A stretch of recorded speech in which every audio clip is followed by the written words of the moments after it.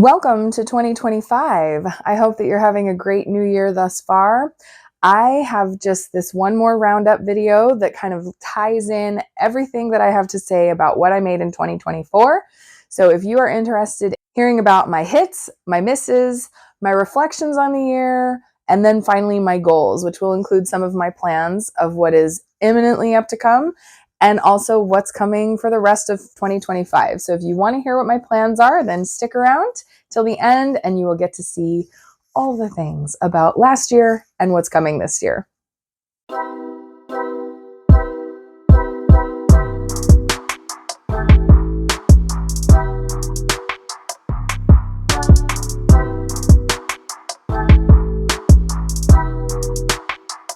Hello!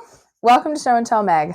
I'm Megan and I like to make things. I do apologize for my voice. I have on and off lost my voice for the last several weeks, and so I sound a bit froggy. I am feeling fine. It's now just getting my voice back. So I hope that you are having a great 2025 thus far.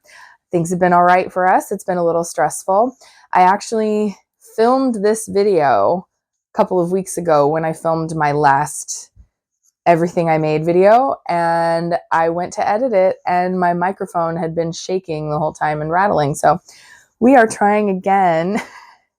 This is one of those videos that I'm making it as an answer to a blog post that I usually make. At the end of every year, I liked to do the top 5 lists. There was a blogger back in the day on Crafting a Rainbow. She came up with the idea to have top 5 hits, top 5 misses, top 5 reflections, top 5 highlights of the year, and top 5 goals.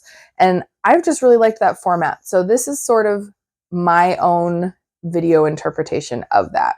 Some of these things will be things that I have already mentioned in my Everything I Made in 2024 video. So if you have already watched that, I will be putting some timestamps below. If you aren't interested in the hits and the misses, then you can skip that part. If you just want to see what the goals are, that will be noted below. To start off, we're going to talk about my hits of the year. So if you did watch that end of the year roundup video of everything that I made, then it will be no surprise that my biggest hit of the year is the Rose Street cardigan. So this is a design by Sydney Craybaugh of Squid School of Vintage Knitting. I knitted up in Knit Pick Stroll, which is my favorite yarn. And this sweater is just the bee's knees. It is just the best, most useful thing that I made easily. It was a really fun pattern to make. It fits me really well. It's in a yarn that I love that's very comfortable to wear. It's a color that goes with a lot of the things that I wear in my day-to-day wardrobe. And because the sleeves have holes in them, it makes it where I don't overheat when I wear it indoors if the heating happens to be on. So all in all, this is definitely my biggest win of the year. I have worn it tons now that it's cooled off, and I honestly would be fine with making more of them. That's how much I like it. So this one is definitely a big winner. My number 2 hit of the year is the denim Melissa skirt that I made a video about making. This is my equivalent of wearing jeans because I never wear jeans. So a jean skirt is as close as I get, and it just matches everything. It fits fine. The rigid denim holds its shape in the wind. Like, it's just a great skirt. If I don't want to think about what I'm wearing, I just throw that on. And so I wear it a couple times a week lately. It's just turned out to be a really good workhorse. So I am super happy with that one too. My number 3 hit is gonna have to go to my Sock Week socks. And I made a lot of pairs of socks this year that I really liked, and I'm giving this one the top billing simply because this is what kicked off me being obsessed with making socks. I made these for Sock Week at the end of July, and I really like these. I like everything about them, how they turned out. The color is really fun, they're comfy, all that kind of stuff. And because that one turned out so well, it just kept me wanting to make more socks. And I ended up making, I believe, 10 pairs of socks from July on. So I became kind of obsessed. And yeah, so these get my number 3 slot of my hits. My 4th hit is the Moan cardigan. And this one's just such a fun style. I had a lot of fun knitting it. It actually went by really quickly because I enjoyed knitting it so much. And now that it's cooled down, I can actually wear it more. It's a bit warm because it has some alpaca in the blend of the yarn, but I love the color. I love the style of it. It's just a really fun one, and I am very glad that I have it in my wardrobe. And my number 5 hit is my heart that I knitted. I knitted this for my now husband while we were still just talking. So I knitted this, I sent it to him in the mail, and we got married a few months later. So, this heart played a big role in the big event of my year.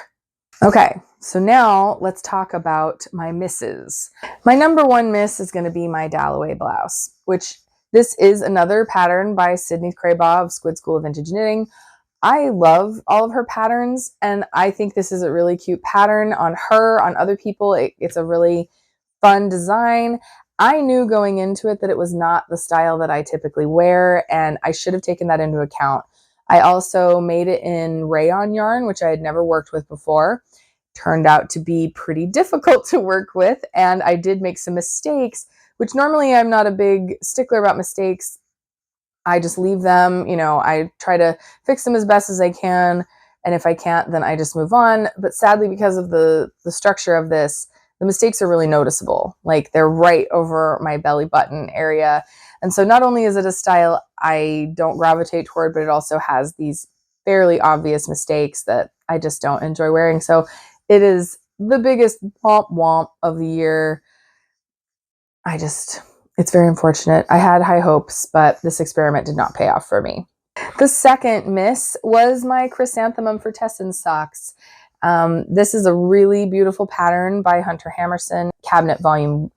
It's in her Knitter's Curiosity cabinet volume 1, and the pattern is beautiful, and it's not one that holds your hand, I will say that, but I was able to figure it out with not too much trouble. It's mostly just that I didn't know when I was knitting these that I have high arches. And so I technically needed to have more room in the heel area. And because of that, these don't fit me. And as beautiful as they are, they just sit in a drawer. And it did occur to me today that I like these enough that I might just rip back.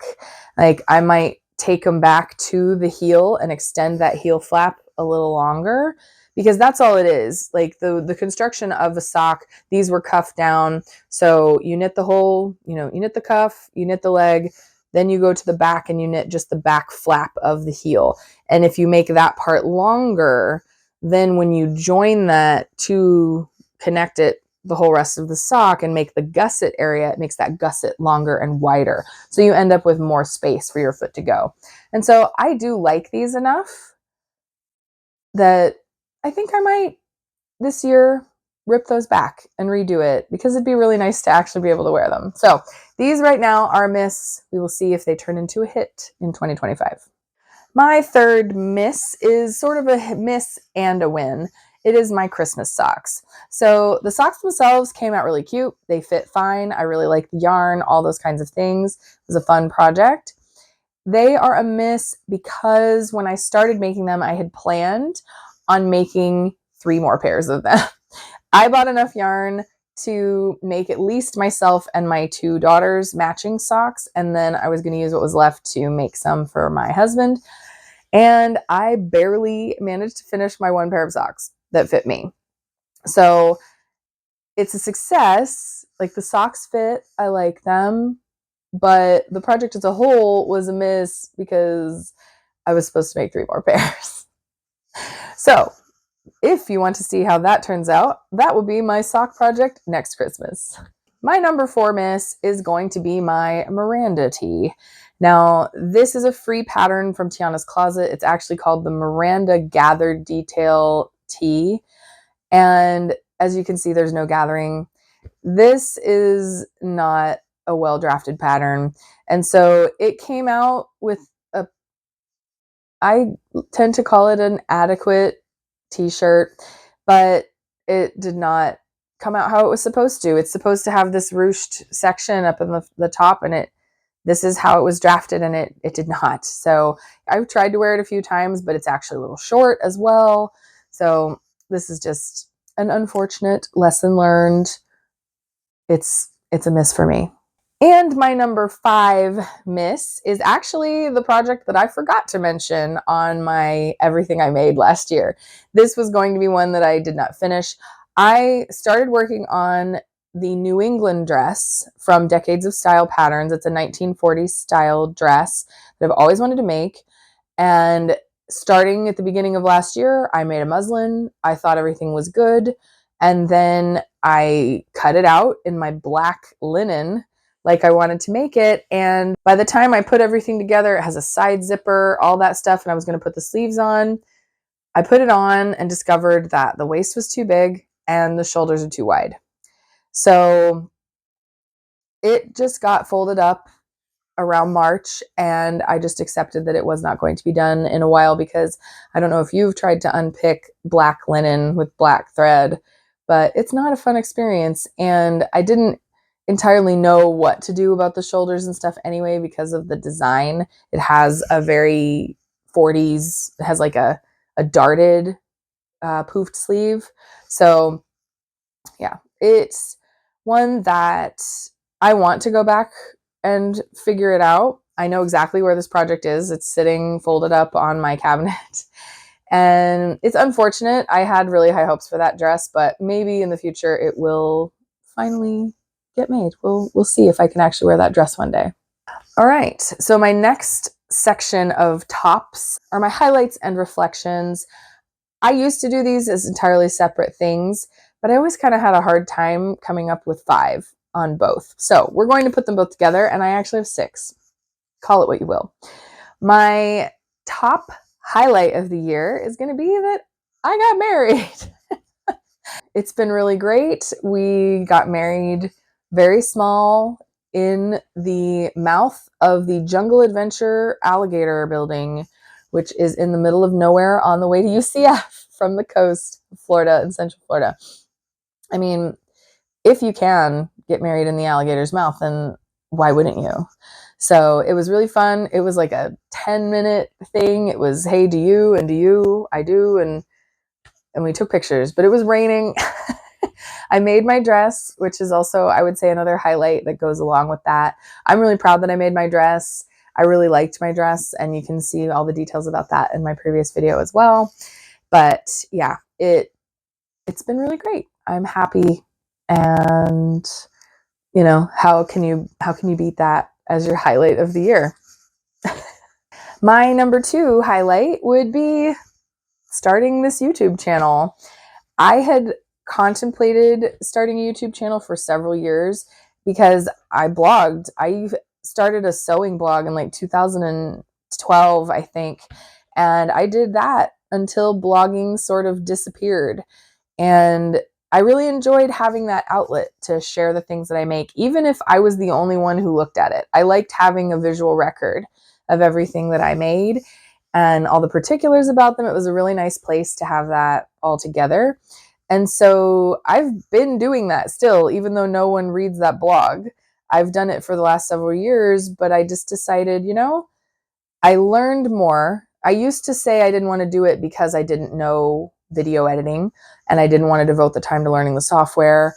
I didn't have the equipment, etc. But as a lot of people know now, I mean, it's not as high of a bar of entry as it used to be. I film with my phone. I bought a lapel mic, and the software is free, it turns out. And there's lots of tutorials online of how to use it. So I decided this was the year. I started this channel in February, and I'm kind of proud to say that I hit the monetization level in September. So not that I'm not making much money at all. Just so you know, I haven't had any videos do very well since I hit that point, but I had 2 videos that went mildly viral-ish, at least for me. They got way more attention than I was used to having, and one of them is still performing very well. And yeah, it put me to that point. And so you just never know. But I'm pretty glad that I was able to hit that monetization level in about 8 months. So that's pretty cool. And now it feels much more of a, like I'm not chasing that anymore. I'm not trying to make sure I get so many watch hours and all those kinds of things, because I wasn't doing this to make money. it's not that, it's more just that it feels like you're getting something back from your time, if that makes sense. Like I say, I have not made, like, we're talking, I make $20 a month or something. It is not much at all, but it's something, and it's just a nice validation for the time and effort that it takes to run a channel. So I appreciate all of you. If you found me through one of my videos that has performed really well, then thank you so much for sticking around. I'm very grateful for anyone who cares about what I make or what I have to say about things that I make. It's been really nice just as an outlet to communicate with other people, talk about knitting and sewing and the things that I enjoy. So I appreciate you being here, and I hope that you will stay because I plan to continue this channel in 2025. My number 3 highlight / reflection is cleaning some things out of my house. So with getting married, we have had to combine households, and my house was already stuffed full. It was just me and my kids, and so I didn't mind having yarn in my bedroom. There was no one else to be bothered by it. But as things have accumulated in my house, it gets to a certain point that now there's so much stuff that you can't enjoy the space that you do have. And I had reached that point already, and now we've added all my husband's stuff on top of it. So we've had to go through things and get rid of things, which has been a lot of work, and it needs a lot more work still. But it is nice to know that it's having some progress made. And we are now looking at buying another house. So if that occurs, then I'm going to have to pack everything up. And so I know that I'll be able to go through, the things in the back of your closets that have not been addressed in a very long time. So I look forward to continuing to do some cleaning out in 2025. My number 4 highlight is going to be that I got to go to a lot of concerts this year. Back in my early 20s, I was very much the concert girl. That was just one of my favorite things to do. I was at concerts as often as I could be, but then life happens, and I not only didn't have the money to go to them, but I didn't really have the time. I then would have to arrange for my kids, all this kind of stuff. And so it had been years that I really hardly went to any concerts at all. And this year I kind of said, you know what? I want to start going again. And I was able to go to 8 concerts, which is awesome. So I saw Guster, I saw Death Cab for Cutie and the Postal Service. Then I saw Always. And then I saw Earth, Wind, and Fire with Lionel Richie. And then I saw the Aquabats with a couple of other ska bands. I saw Dan CM and Ladytron. Then I saw the Flaming Lips with Weezer. And I finished off the year with Local Natives. And they were all really fun. It was so nice to be back amongst live music again. It's just a thing. If you know, you know, and if you're a concert goer, then I encourage you to get back at it as well. They are pricier now for sure, but if you enjoy it, then it can be worth it to make sure you get to go. So I'm very glad that I got to go to so many concerts this year. My number 5 point, which I would say is a reflection, is it's okay to not get everything done in the timeline that I think I should be able to. With getting married, that just threw the biggest wrench in the works of any of the plans that I had made as far as making things and doing things for this year. But that's great. Like, it's a wonderful reason to not have had time to do the other things that I would have been doing had I not had this other good thing happen, if that makes sense. So I'm certainly not complaining at all. It really has made me have to take a step back and just be like, you know what? I'm the only one who is putting these arbitrary dates on myself. I mean, sometimes, yes, there's birthdays and holidays that you want to make something for, but usually those people don't even know that you're making them. So it's entirely my own perception of what should be done. And when you just don't have enough time, you don't have enough time. And that's just life. And I just became a lot more okay with that this year. So while I've still made a bunch of things, I certainly didn't make as many things as I wanted to. But I feel like that's just kind of every year. And I'm willing to roll it into next year Plans will morph as the things I want to do changes over time, but I am giving myself a break and not pushing to get things done by deadlines that I have set myself that aren't really as important as I think they are. And my last reflection is it's okay to gain a little weight. I, over the last several years, have been kind of up and down in weight. And it has caused a lot of mental turmoil when that happens. And basically, I'd been on a carnivore diet for a year and a half for medical reasons. And, people can think of that whatever they like. I am not pushing my nutritional advice on anyone, but it worked really well for me. And then when I got married, I just said, you know what? I'm going to eat whatever I want. And I went too far with that, to be perfectly honest. And so I'm not down on myself like I would have been in previous years, but I did gain some weight back. And so a lot of the clothes that I made over the last few years when I had lost weight don't fit me. And that does suck. I would like to get to wear my clothes again, but I am not going to let it feel like a reflection of my value.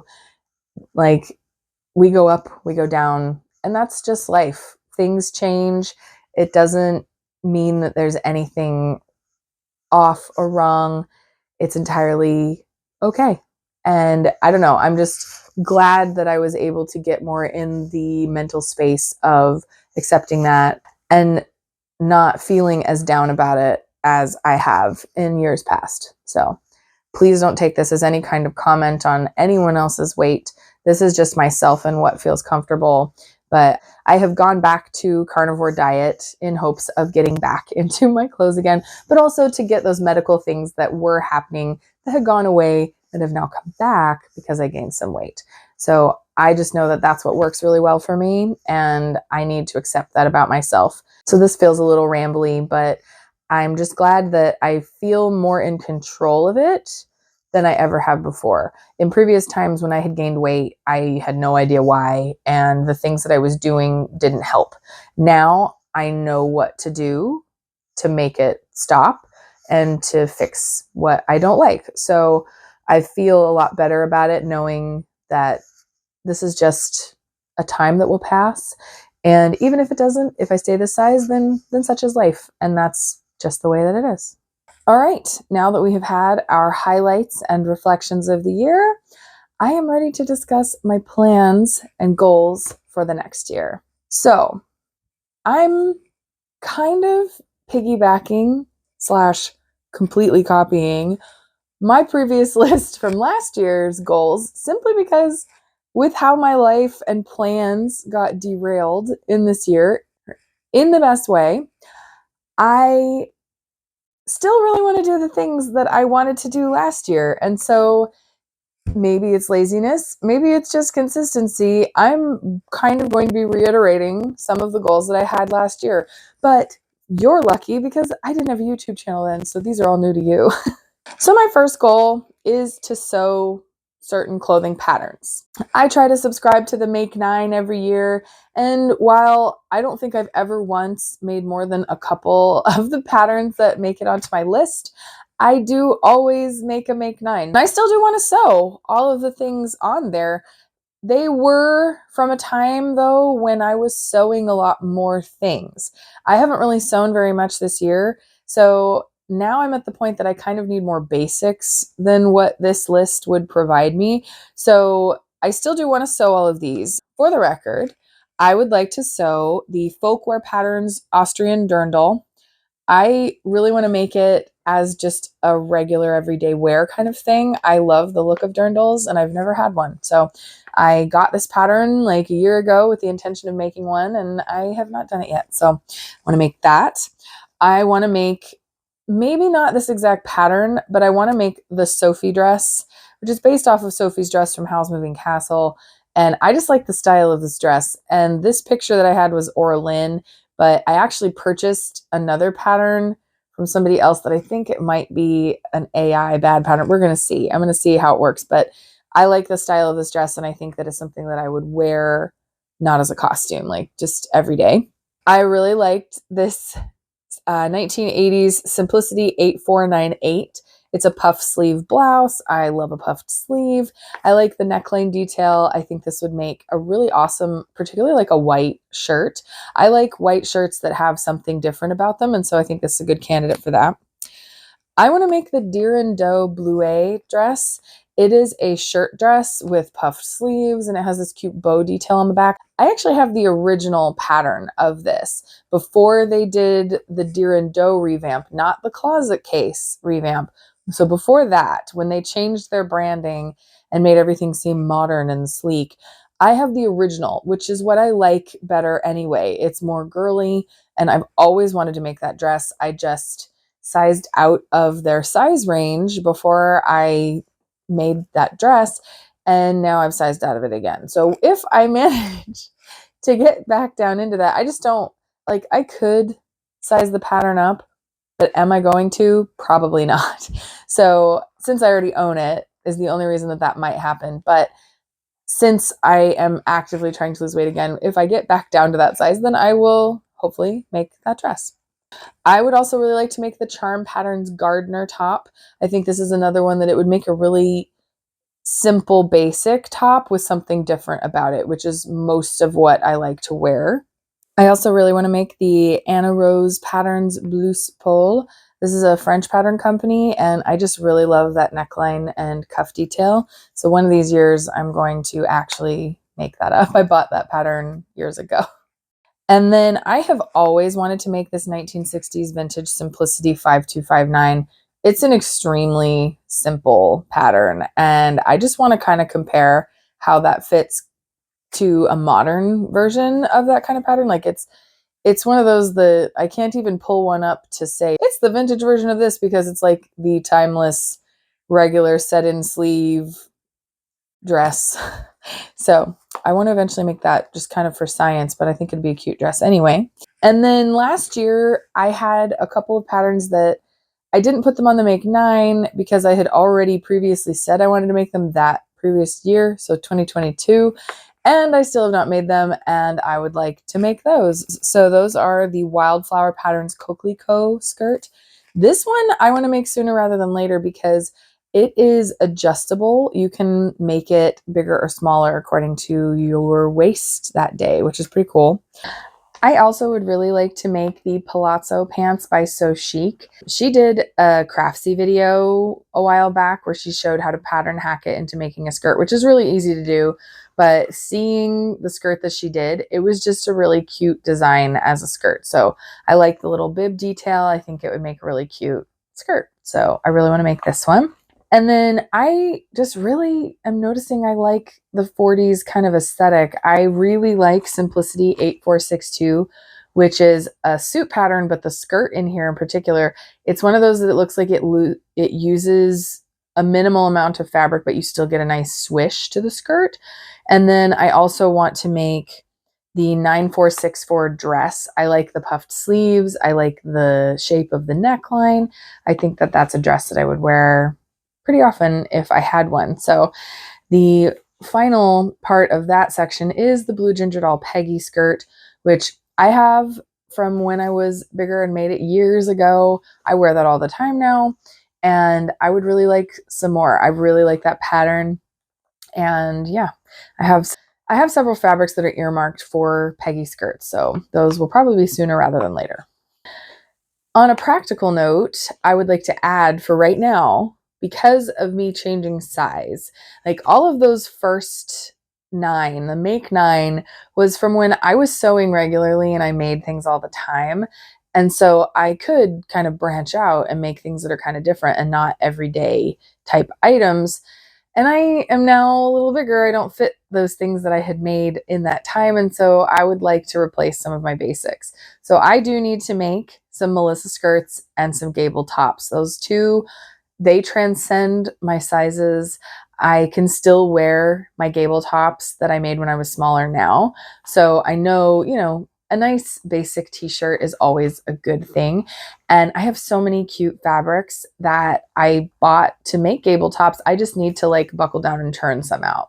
So now that we have discussed some sewing patterns I want to make, my second goal for 2025 is I would like to knit a colorwork sweater.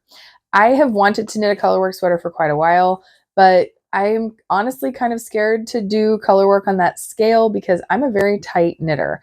And in the past, the times I have tried to do colorwork, it came out too tight. So I'm always kind of afraid that I would do all this work and then discover that it was too small. This year, though, I did make myself do colorwork socks, and I have two successful colorwork pairs of socks. So I am now more inclined to try it in a sweater. And I think that the one that I'm going to do is the Caravelle sweater. This was a design from a Knit Picks booklet from several years ago. I bought the booklet for this pattern when they had one of their $5 book sales. And I already had most of the yarn to make this. And then one of the other sales, I was able to get like the sleeve color I wanted and stuff like that. So I have all the yarn assembled in a bucket ready to make this, thinking that I was going to start it this summer when I was displaced from my house. But colorwork just takes a lot more brain power than I was able to devote it. At that time, I was living in a house with a lot of other people, and so there just wasn't the silence I needed to focus at that level. But I still really want to make a colorwork sweater, and I think that this might be the year that I actually can make that happen. So stay tuned if you would like to see if I actually make a colorwork sweater for myself. And this is a pullover design, but I plan to do some steeking stitches in the middle and then cut through and make it into a cardigan. So if you are curious to see how that turns out, then check back here. Hopefully, we'll cross our fingers that I actually make this sweater this year. My third goal for the year is to not have a buying ban, but I want to pull it back. I want to rein in my buying, especially when it comes to things like yarn and fabric and things like that. I have just the most ridiculous stash. I know that everybody says that, but then you see their video of their epic de-stash and you're like, oh, you had like 2 tubs worth of stuff. I have 4 tubs stacked in my bedroom that I can see right now. It has exceeded my sewing room. My sewing room has tubs of things everywhere to where now I can't really even get around in that room to use the space that I have to make the things that I want. So it's gotten too much. I need to pare it back anyway, but I also therefore need to rein it in with things that I buy. I am hesitant to say that I won't buy anything. It's kind of like that dieting idea that once you say that you're not going to do it, it's all you want, you know? So I'm not going to say that I will not buy anything, but I'm going to be very mindful of the things that I buy. And I'm going to make sure that it's, such a good deal that I couldn't turn it down, which, to be real, that's kind of how I feel I've been for years, but I still have managed to buy a lot of things. So we're going to rein it in. I think honestly, if I do find a house and get to move this year, that's going to really contribute to not buying as many things, because have you ever tried to move a bunch of Rubbermaid tubs full of fabric? It does not make you want to buy more fabric, I'll tell you that. So we're going to pull things back a bit, and then I can just appreciate the stuff that I have and make things from the awesome materials that I already have with yarn and fabric. So if you like stash busting, then that's basically what you're going to get this year. My fourth goal is I would really like to knit another vintage sweater. I knit my first actual vintage pattern at the end of 2023. It is the Susan Shaw cardigan, and it took some devotion. I basically knit that whole sweater twice by the time I would knit something and then pull it out and adjust for the sizing that was wrong and whatever. I fall outside of the size range of vintage patterns, and so it takes a lot of math and gauging and things like that to make them fit me. But now that I have made one, I wear this all the time. I love this yarn. I love the style of it. And so I have all these vintage patterns I would really like to actually make up.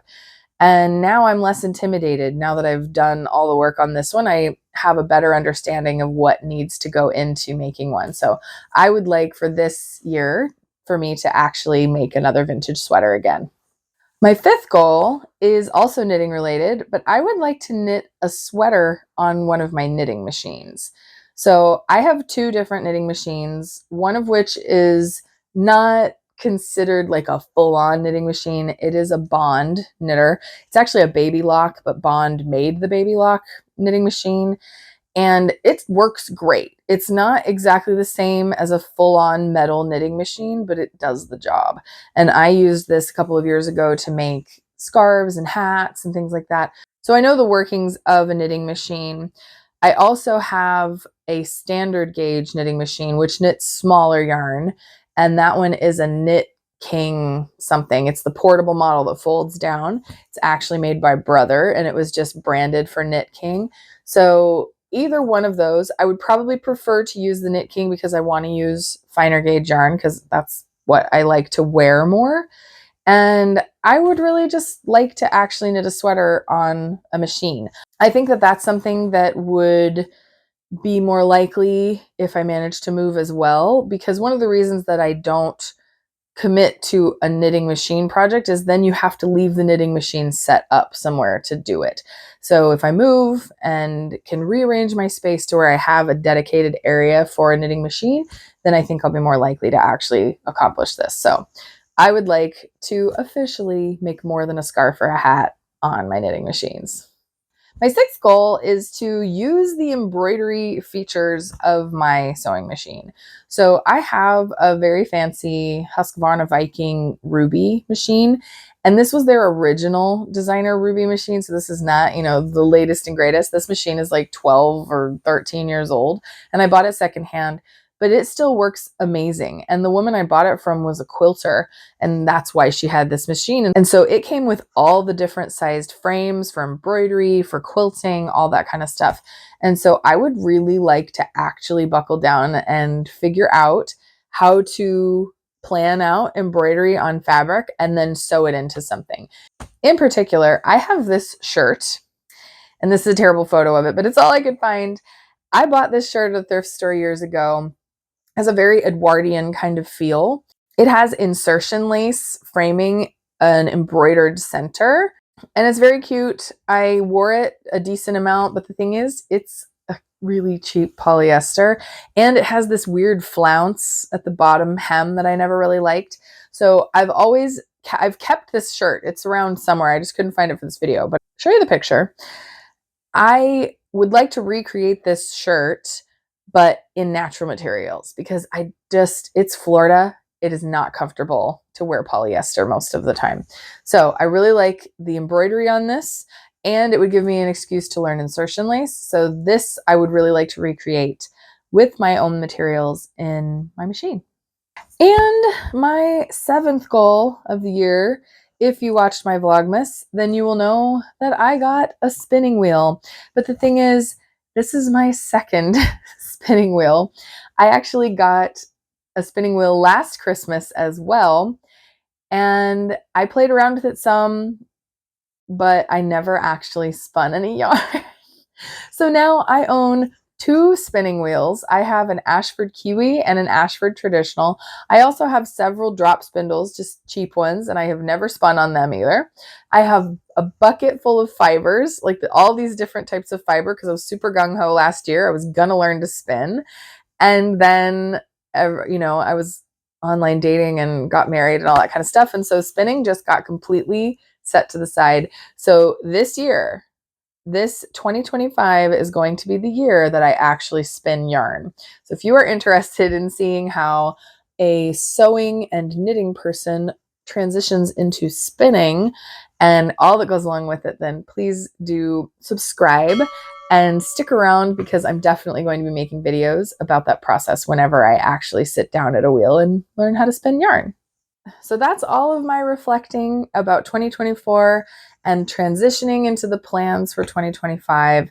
I always have a lot of grandiose goals, but I will summarize this by saying, just like last year, if the goals don't end up being met, it is not the end of the world. I'm not a taskmaster when it comes to things like that.